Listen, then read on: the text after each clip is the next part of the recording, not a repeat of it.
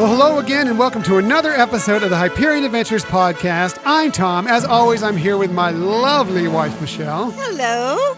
So happy you joined us today, and we're going back into the past for this one. If you didn't listen to our last episode, we are actually not here right now. Well, I guess we are here, but I don't know how this works, but we're actually on vacation. So we recorded this way back on Sunday, January 6th, 2019. But while we were on vacation, we wanted to be sure that we still had fresh episodes for you. So we recorded this episode at that time to release this week. Right. It's kind of like a Back to the Future in the Hyperion world. That's right. Time travel always confuses me. There's always issues. I never know what's going on. So we'll just pretend that this is actually happening today. Thank you for finding us today. In the future, you can find us on 1057max.com under the Max Plus tab, as well as on the Max FM app. You can also find us, and better yet, subscribe to us on iTunes and Google Podcast, Spotify, and Stitcher. And please, if you have a chance, one, tell your friends about us, but two, give us a quick little rating. You just need to click on the stars there, whatever you think is appropriate. And if you have a little more time, review would be really wonderful. It helps so much for other Disney fans, people who might like this podcast, to find out that we actually exist. Right. And we love getting the feedback, and we love the subscribers. But we want this to be your podcast. We want it to be something that you enjoy. So please do listen, do put some feedback out there, and get in touch with us. Yes, and we love it. This is an interactive show. We love hearing from you.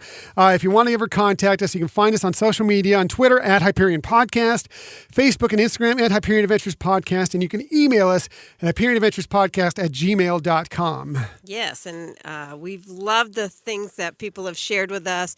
And when we do some of our top 5 series, we have some great listeners that contribute to that as well. So, but if you have some ideas, some of the things that we're talking about on the podcast, if you've had some experiences you want to share that we'll be able to talk about in our future episodes, please do get in touch with us and let us know. Yeah, we can only come up with the topics so much ourselves. And so many of you listeners have helped us out with some great topics that we've either done in the past or are going to do in the future. So if you have an idea of something you'd like us to talk about, we would love to hear from you. And if you have some input that you'd like to provide into those, who knows, maybe we'll bring you on the show, just like we're going to bring on a listener onto our show today to talk about today's subject. Absolutely. And we're very excited about this one. Yes, very excited about this one. So as I said just a moment ago, we are actually on vacation. So this episode and next week's episode, which we will not be here for either, are going to run a little bit differently. Normally we go through a main topic, and then we do the Disney stories of the week, and then we follow it up with some sort of tip to help you on your vacation. Well, because we're recording this a week early, we don't know what the Disney stories of the week are going to be, so we're just going to kind of eliminate that from the next 2 episodes. Instead, we will go through our main topic and then into our tip of the week. We will always have a tip of the week for you. But our main topic this week, we're continuing on with an exciting thing that I think we've been doing here. From last week, of course, we gave you our first episode of Tying the Knot with Disney, with talking about our vow renewal experience aboard Disney Cruise Line and how it might help you, how other weddings happen on Disney Cruise Line. Well, this week, we are getting to talk to somebody who got married at the Walt Disney World Resort and has some great insight on, if you're thinking about doing that yourself, what you might do to plan that. Absolutely. And so, again, this series is for people who are either planning weddings or other events, considering maybe a Disney venue for that experience. And so we're very, very pleased that we were able to get one of our wonderful listeners to come on and talk about and share their experience and how Disney was a good choice for them. Absolutely. I think he'll have some great insight for you. I'll let you know exactly what Michelle said, their experience, how it could help you. And, a lot of you out there, maybe you know somebody who got engaged during the holidays. It happens a lot, whether it's family, whether it's friends. Maybe it's you got engaged during the holidays and you're considering, or maybe coming up on Valentine's Day in just a few weeks here, and you're considering getting married at one of the Disney venues. That's what these episodes are for, to kind of help steer you if you have the thought in mind is maybe see if that might be the right decision for you. Yes, and if you have had one of the experiences of this, we really want to hear from you because this is something that we can share for everybody, and it's fun hearing about other people's experiences. Yes, well, we look forward to hearing from you, and we'd love to hear what you did, how it was special for you, and everything that you had occur, and hopefully Disney did you right as they do so many times. So let's get to it. Episode 2 of our Tying the Knot with Disney series.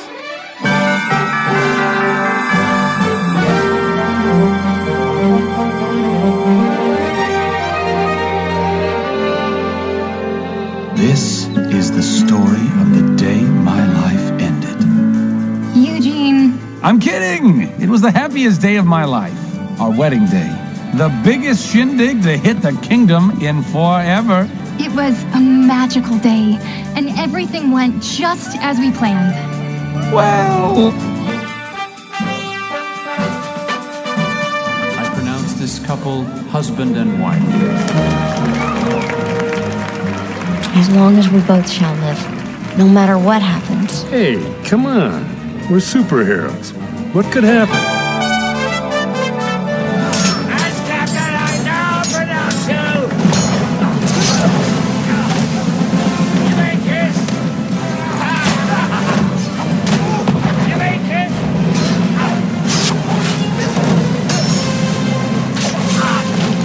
Just kiss.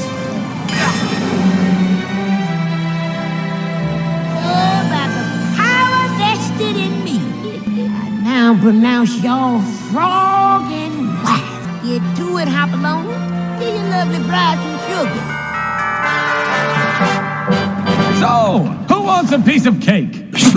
There we go. Our open for the Tying the Knot with Disney series. It's this time I got it in the beginning, not like last week where I forgot about it. We had to wait till the end. So we entered into our second week of our Tying the Knot with Disney segments, and we're so excited for this one because this one we're going to look at the Walt Disney World Resort and what it's like to get married there. Yeah, how exciting of a location. I mean, talk about your ultimate destination wedding. Yeah, it's a fantastic place. Yeah, we actually, if we had to do over again, we might have picked that to go to get married ourselves. Right. But we have a great guest with us, joining us today, who got married just a couple years ago out at the Walt Disney World Resort. He's also one of our OG Hyperion adventurers. We're so glad to finally have him on the show. Rob LaBarre joins us. Rob, thank you so much for joining us today. Thank you, Tom and Michelle. I appreciate you having me on. It's so good to have you with us. Finally, to get you onto the podcast. We've been looking for a way to get you on, and we think this is the perfect way today because you and Kim, you look like, I saw some pictures of you guys. You look like you had a spectacular event. We really did. It was definitely a dream location to get married. Fortunately, Star Wars Galaxy's Edge hadn't opened yet, or I probably would have demanded that. But, right there in Oga's Cantina, vow renewal, for sure. Vow renewal. Blue milk for everybody. There we go. So tell us a little bit about you and Kim, Rob. How did you guys meet? We actually met on Match.com. She found me, so she gets all the credit. As she should. Right. Very cool. So, okay, so you guys met, you guys got to know one another over time. How did you go about popping the question? Actually, we went to a location here in Lansing, Michigan, where we live, called the English Inn, and I proposed to her out back under a pavilion there. I had gotten a custom ring box made, which basically looks like the adventure book from the movie Up, and it was hollowed out inside. It did have kind of a cool little feature. The guy who made it used a 3D printer for everything, and the lead page basically let me put in a little saying for her, and then it had a couple of miniaturized pictures that I had sent him. So it was totally customized, it was totally Disney related, and she loved it. That's awesome. That's really cool. That is really cool. Very special. Wow. Who wouldn't say yes to that? So obviously, as you were getting to know each other and you realized you both had a love of Disney, was the Disney World location like your first thought for a wedding? It was definitely in our first few options. One of the complications that we had for our wedding was that Kim was originally from California, down in the Riverside area, and her family, for the most part, still lived out there. Most of them were living up around Modesto, and my family all lives here in Michigan, up around the Traverse City area. So we were going to have likely one side of the family traveling, and as we talked about it, we just kind of thought, well, if we're going to make them travel, maybe we can turn it into a vacation option for them.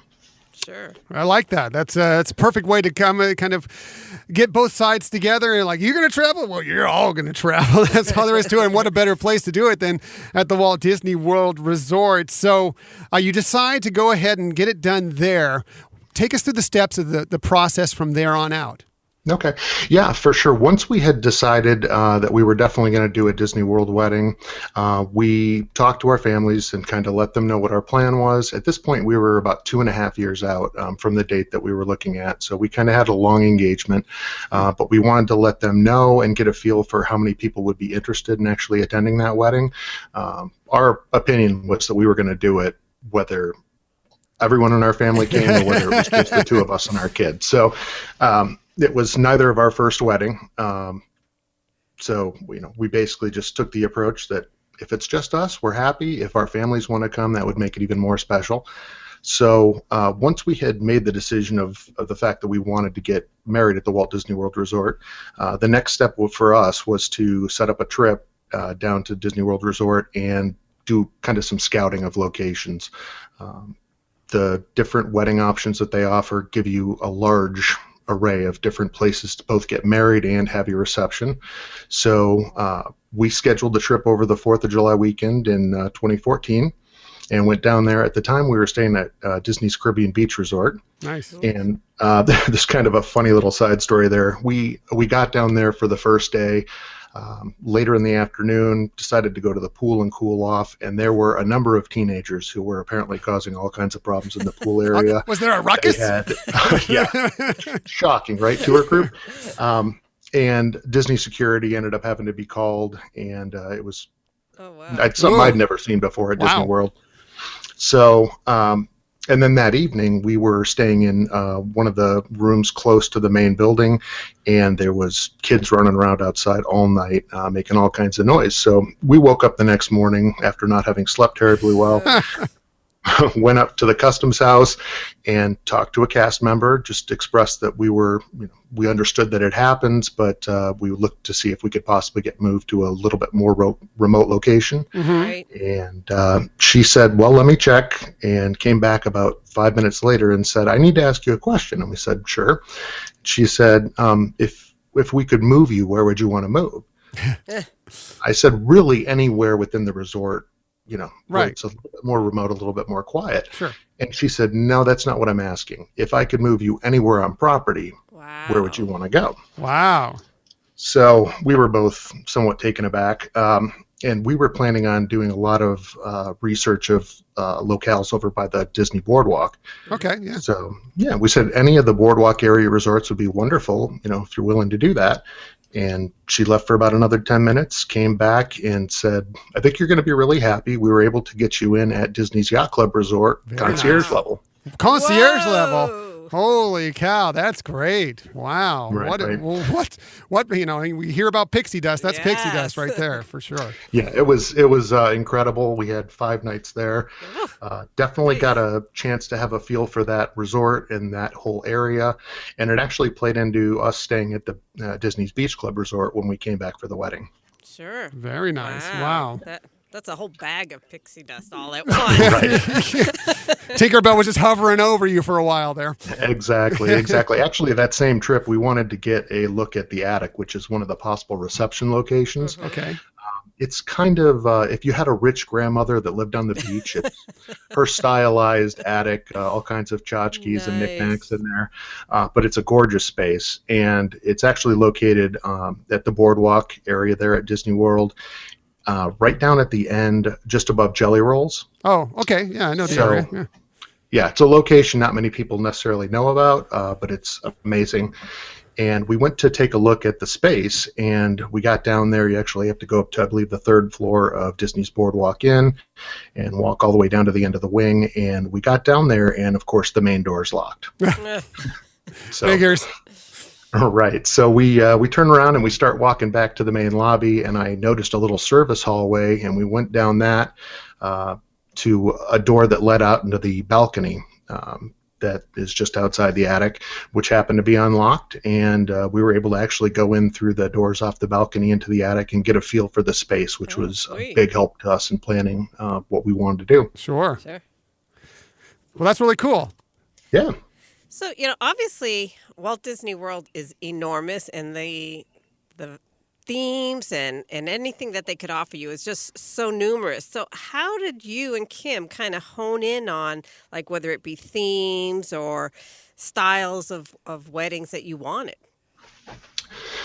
Kim is very good at coming up with themes and styles.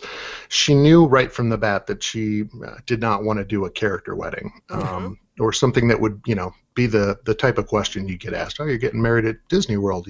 Is Mickey going to officiate? Yeah.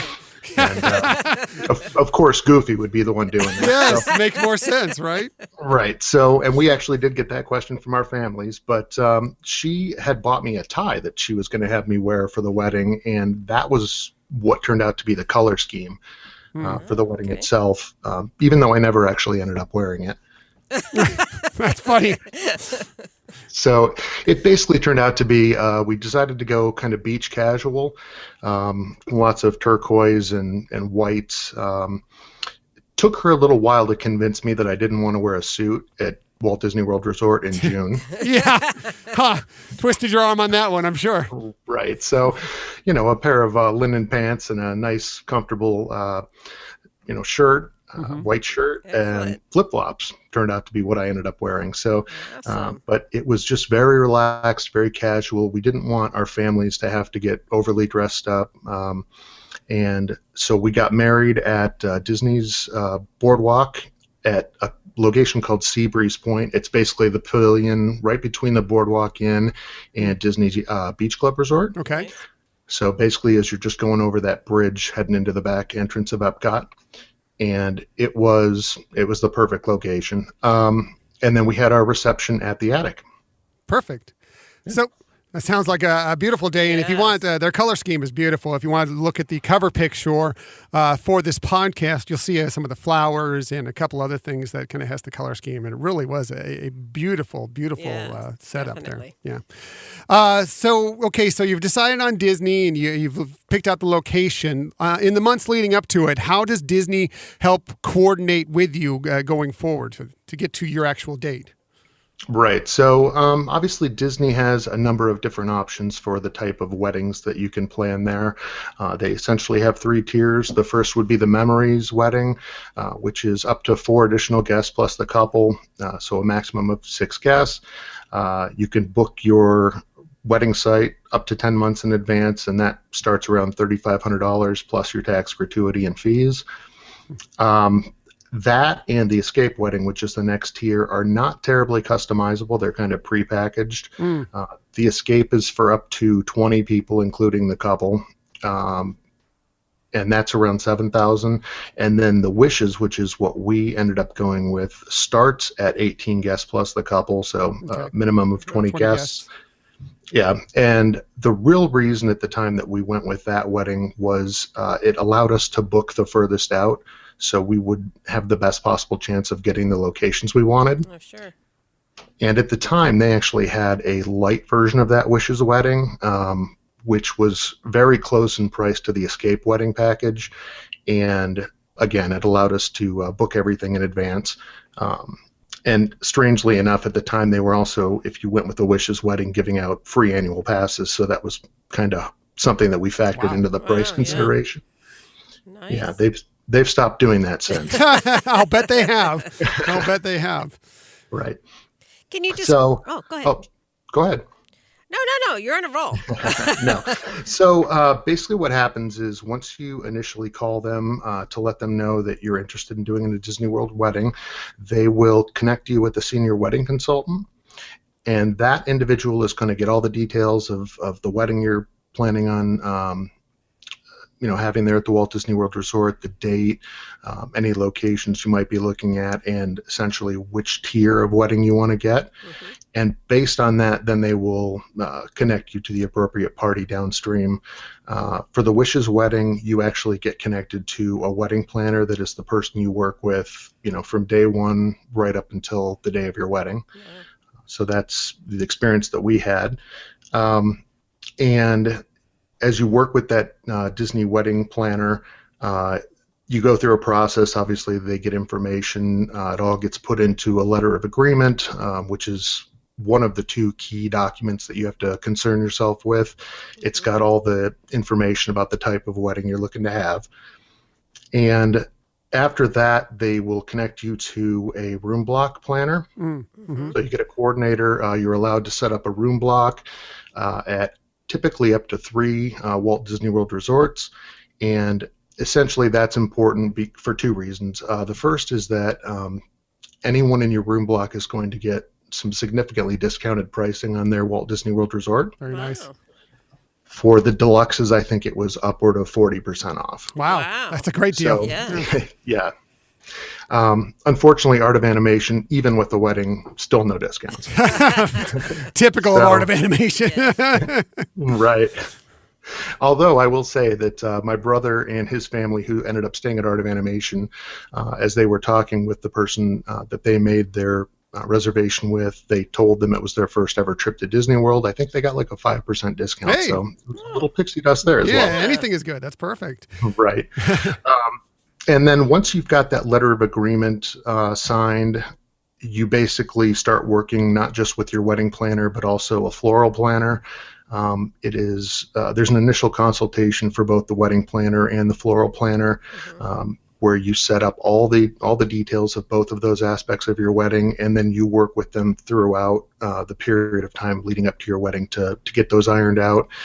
All of that goes into what they call the banquet event order, and that's the other key document that they produce, that you want to make sure you know exactly what's in there, because if it's not in there, it's not happening on your wedding day.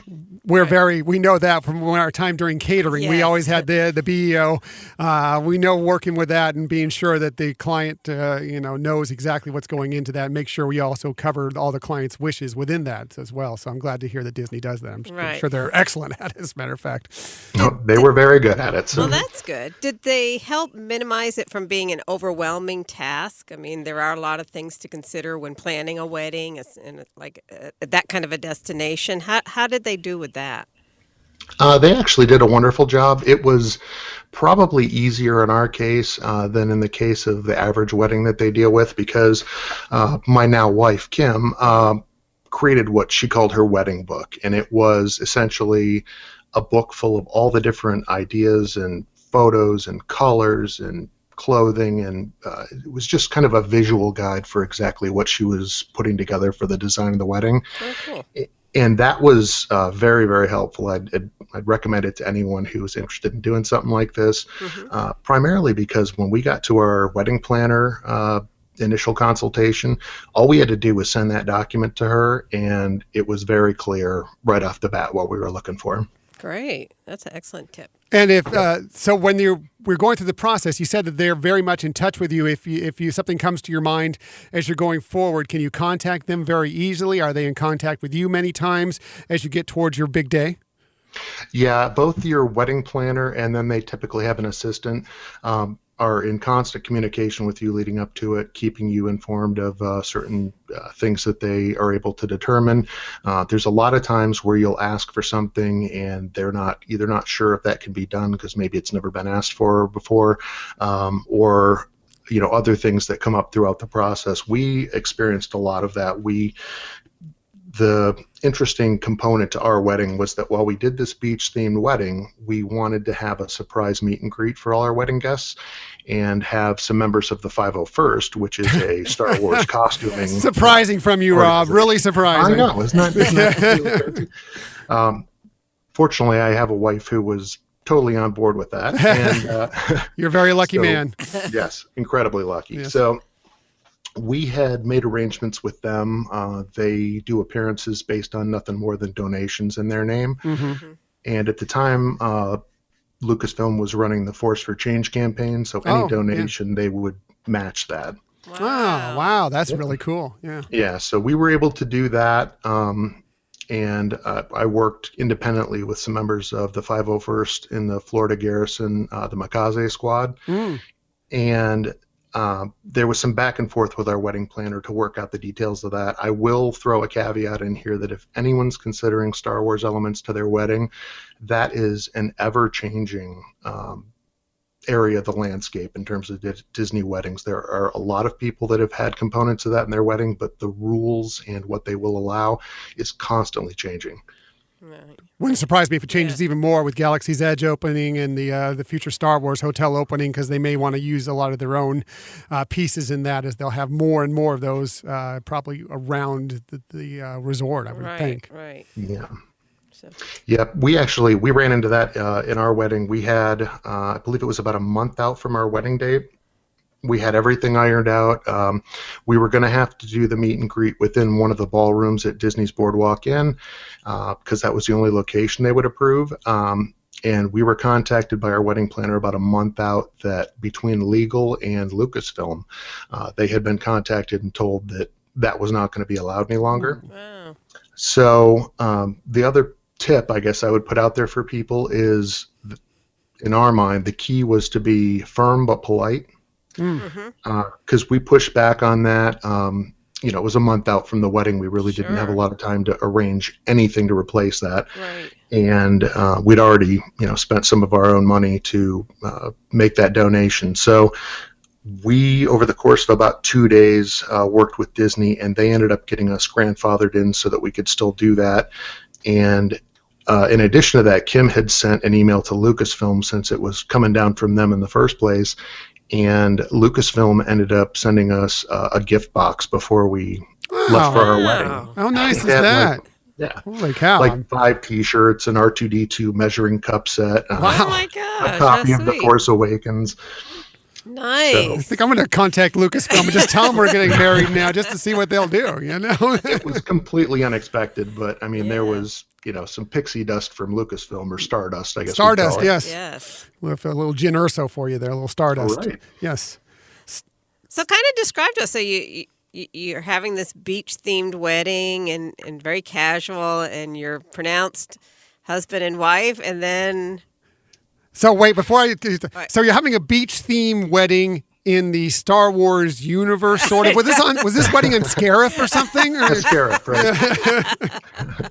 No, but to Michelle's question, one of the neat things that they do for the bride and groom as you're going through your Disney wedding is that at the end of each portion of it, they will kind of whisk the bride and groom away early so that you can get to whatever that next location is and be there to greet your guests as they come in. Very cool. And the way that we had set it up is we had the wedding out at Seabreeze Point, and we had basically there's a guide that will take your guests to whatever the next location is. Mm-hmm.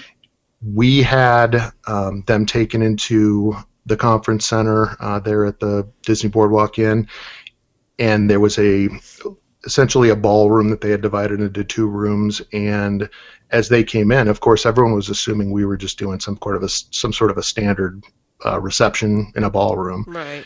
And there were the 3 Star Wars characters that we had set up for them. So we had Darth Vader, Boba Fett, and a Stormtrooper. Very nice. Cool. Very cool.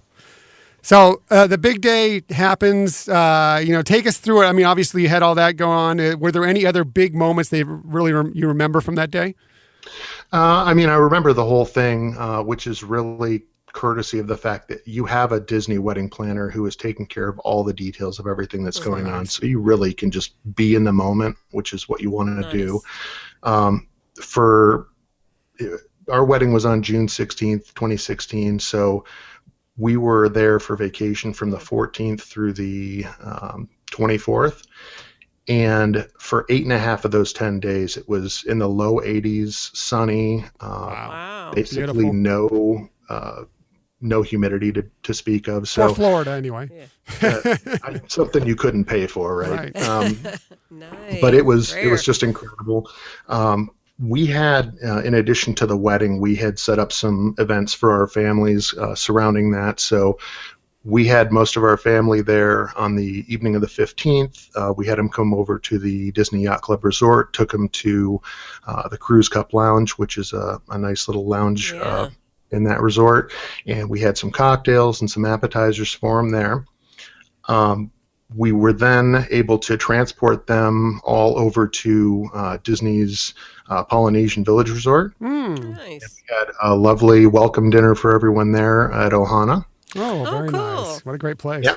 And then the wedding day, we actually had a dinner at Disney's Fort Wilderness at the Hoop-Dee-Doo Review, which was kind of like the end of the wedding celebration. So we were able to provide those events, and they were just a great chance to get everyone in the Disney mood.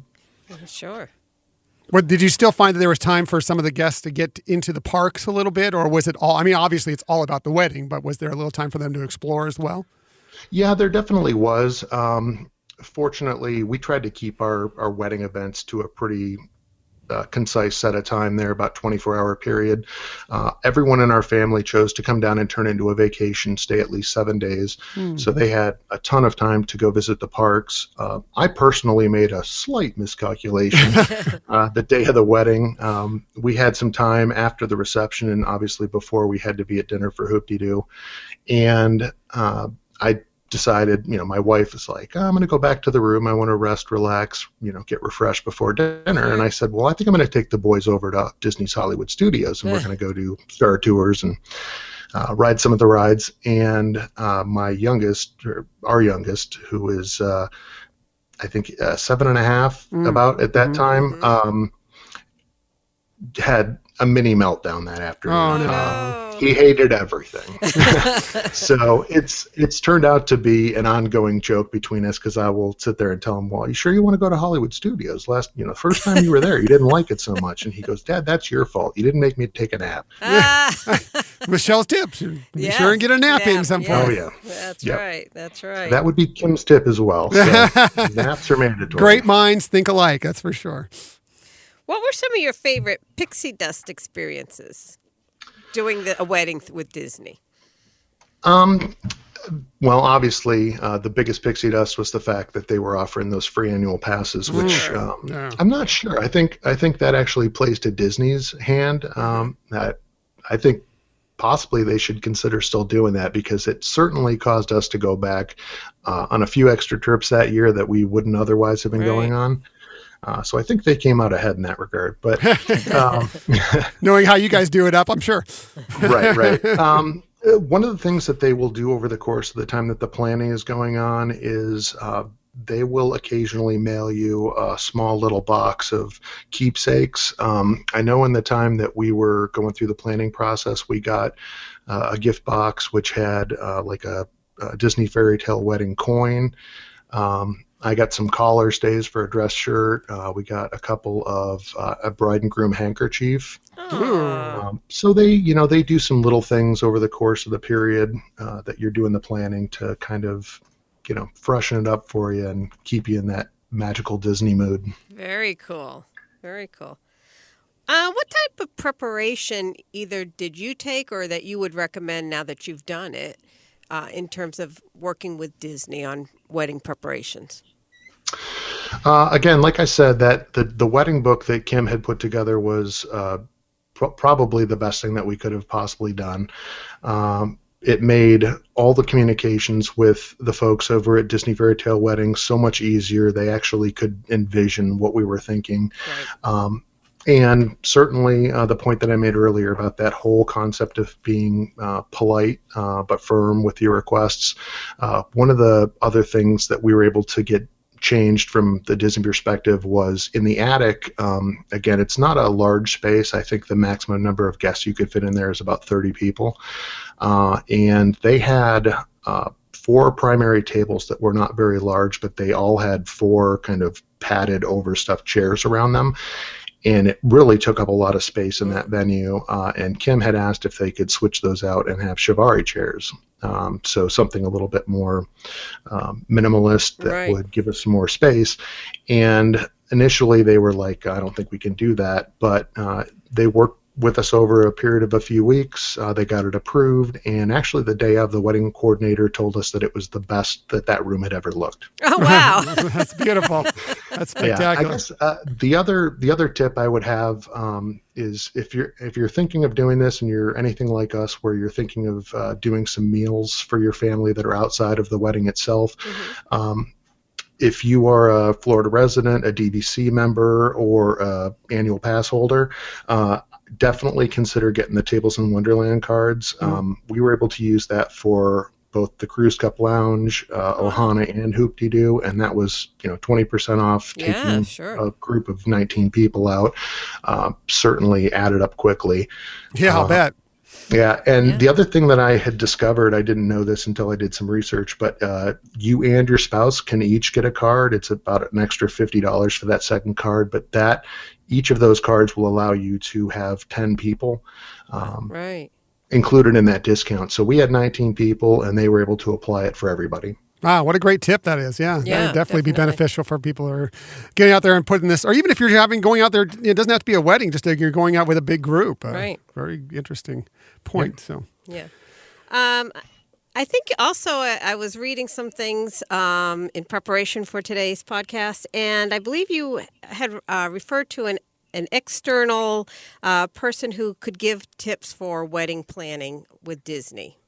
Yeah, actually, one of the resources that Kim had initially found and we both leveraged in the course of planning our wedding was the Disney Wedding Podcast. What? Wait a minute. Another pod? Are you cheating on us?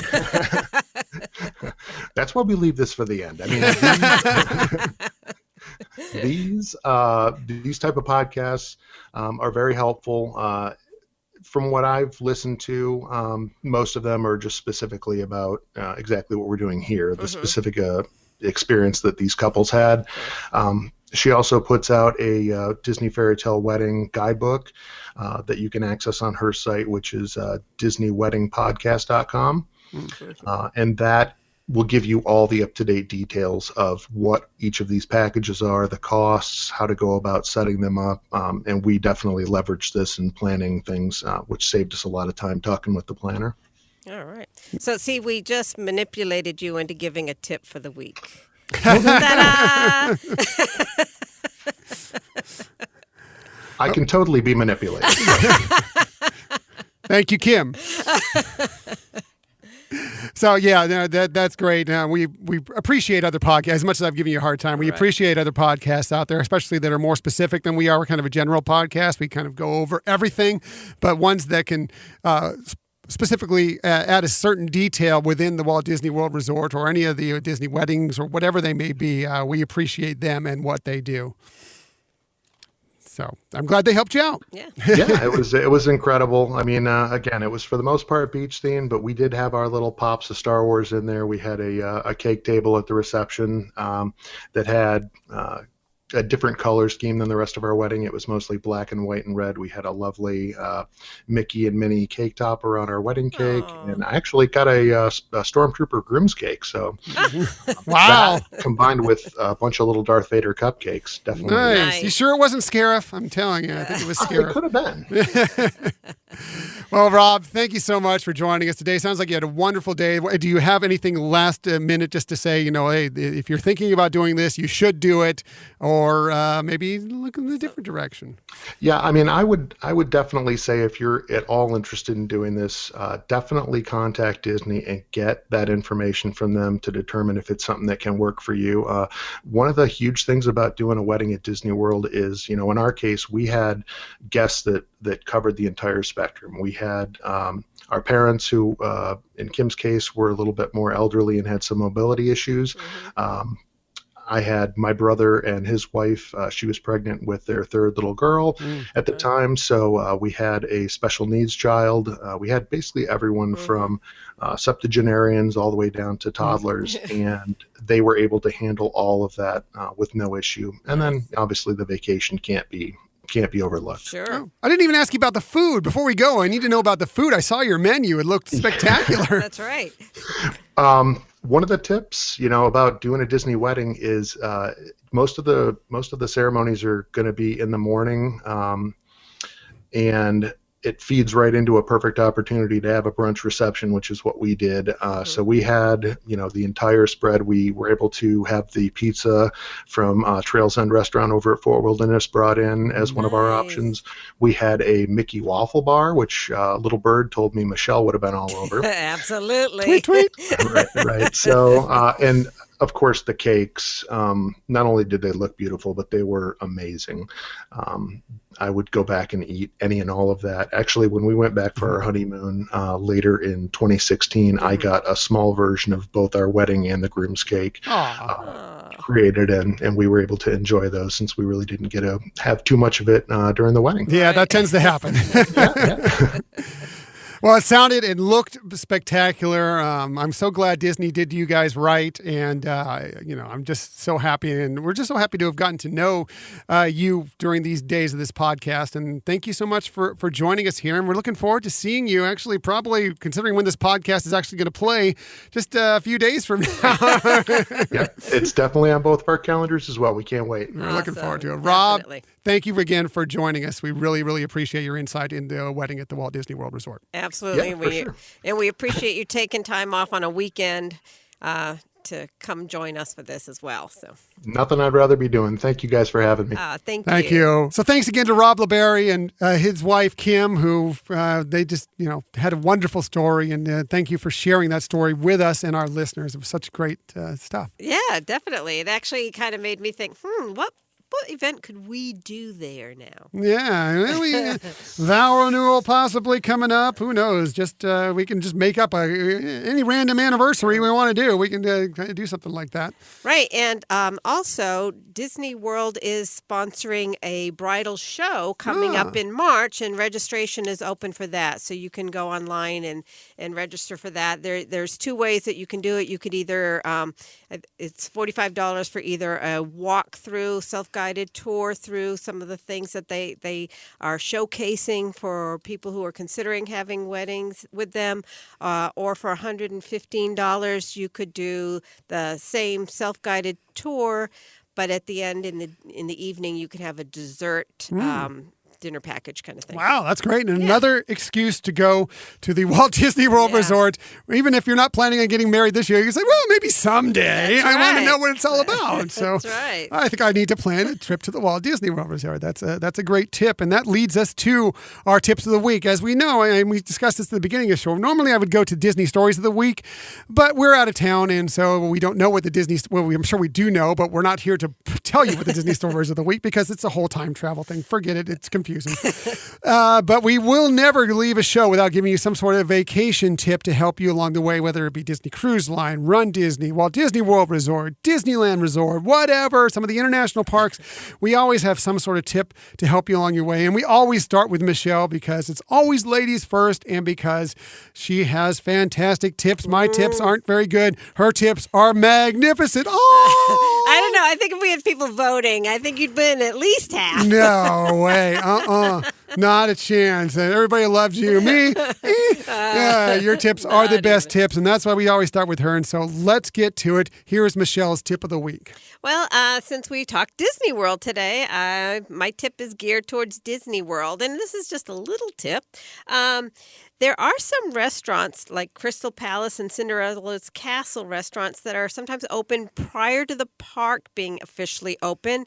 So that's a way, if you have a reservation there, to actually get past the crowds and capture some really special photos where the park is nearly empty, and you may find some areas that you can you probably can't venture into all parts of the park, but at least still at the very front parts there, capture some really great pictures before there are thousands of people around with you. So it's a little tip, but it's a way to, one, like I said, get past some of the crowds before rope drop, and to get some special photo ops. Also, it's a good tip in that if you have a reservation for some of these restaurants or parties or whatever, as we just saw not long ago in New Year's, that there were a lot of people in Magic Kingdom Park that were turned away. You couldn't get into the park.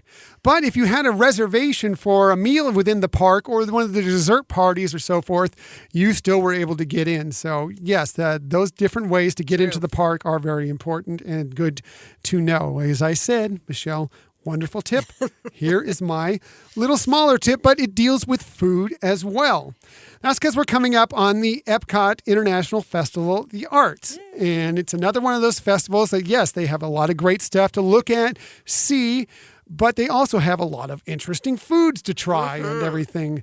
My tip for you is to go in, if you're depending on what your trip is like. If you're going to be going into Epcot and seeing the festival several days, and this goes for everything, Food and Wine Festival, Flower and Garden, whatever it is, and actually it goes for Disneyland too for some of their festivals. Have an idea going in, whether it's the food guide that you get there or you can get on your phone app, on the Disney World app.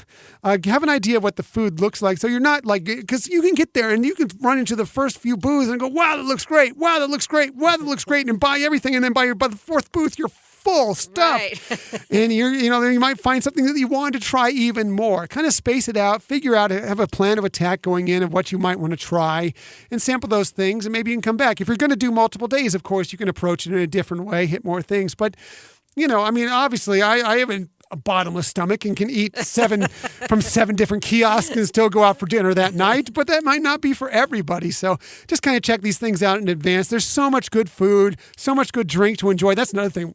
Keep yourself in check on the drinks there because it's easy to get, there's so many good drinks there that you can get a little crazy, and then before you know it, you're back in your room and you're sleeping away the rest of the evening, so. Right, or hurting the next day. Or hurting the next day, which you want to enjoy your trip to the Walt Disney World Resort. So just kind of have a plan going in and have an idea what you want to do. Of course, they can always adjust it as you're moving along, but, just keep it open for you so you can try as many good things as possible as you're moving through the day. That's a really good tip, because on the other side, what you could do if you didn't know is you might pass by some that you might think, well, this is good, but let me wait till I get to the next one.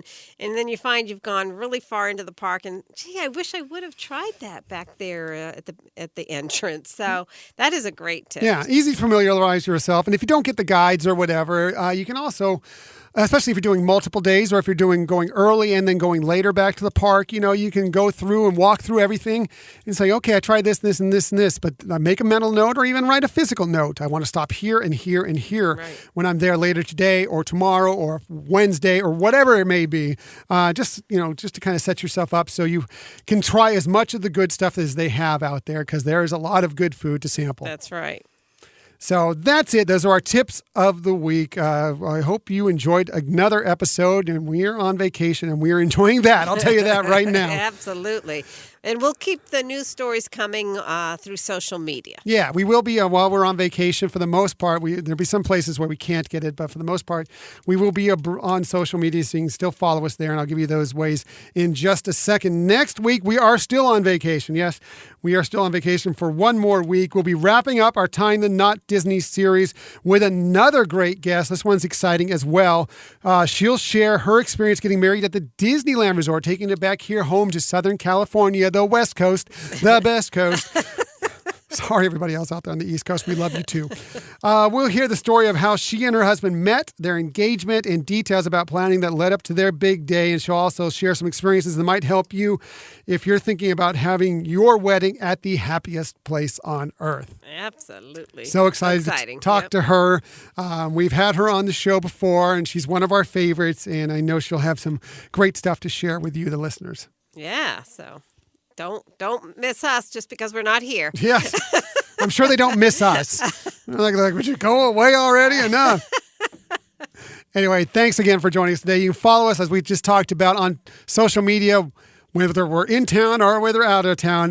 You can find us on Twitter at Hyperion Podcast, Facebook and Instagram at Hyperion Adventures Podcast. You can email us, HyperionAdventuresPodcast@gmail.com. And you can also find us, you found us today, keep finding us on 1057max.com under the Max Plus tab and on the Max FM app. And you can subscribe to us on iTunes. Really, it's the best way to get our podcast. You'll know exactly when we have a new episode. iTunes, Google Podcasts, Spotify, and Stitcher. And if you have a chance, please just give us a quick rating, and if you have a little more time, a review. It helps so much to get other people just like you to know that this podcast exists, so that they can join in and be part of our Hyperion Adventure family just like you are. Sure. And if there's some things that we're not covering that we need to put a little bit more attention into, we want to hear about that. And if there's something that we're really doing well, We love to hear the props. We love that you're on vacation. We love that you're not with us right now. We love that you're away. Or would you just go away? That your show isn't so long this time. Yeah, that's true. This is probably the shortest show since like the first show. And well, that was still, we had a nice interview. We had a nice talk with Rob. So that was a fairly decent, length episode anyway. So thank you for listening to the Hyperion Adventures podcast. We look forward to sharing some time with you again next week. And we will be, even though we're on vacation again. But until that time, I'm Tom. I'm Michelle. And we hope that you have a magical week.